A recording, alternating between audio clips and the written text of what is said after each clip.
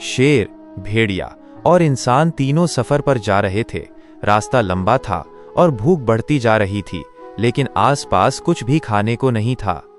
कुछ देर बाद भेड़िया शेर के करीब आया और आहिस्ता से कहने लगा, क्यों ना इंसान को खा लिया जाए? वो कमजोर भी है और सदियों से हमारा दुश्मन भी।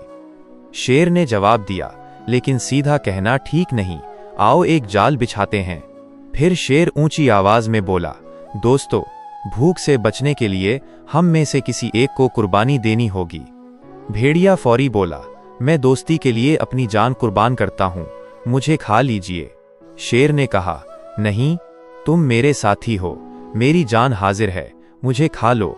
ये सुनकर इंसान सोचने लगा, अगर ये दोनों इतनी बड़ी कुर्बानी देने को तैयार हैं तो मैं क्यों पीछे रह जाऊं। अभी वो सोच ही रहा था कि वहीं से एक दरवेश का गुजर हुआ। उसने रुककर तीनों को देखा और नरमी से कहा, कुर्बानी का जज्बा अजीम होता है, मगर गलत लोगों के लिए कुर्बानी देना बेवकूफ़ी है। समझदार वही होता है जो वक्त पर धोखे को पहचान ले। ये कहकर दरवेश आगे बढ़ गया। तभी इंसान मुस्कुराकर बोला, ठीक है, हम अपने दोस्त शेर की कुर्बानी कबूल करते हैं। ये सुनते ही शेर और भेड़िया शर्मिंदा होकर दम दबाकर वहां से भाग निकले।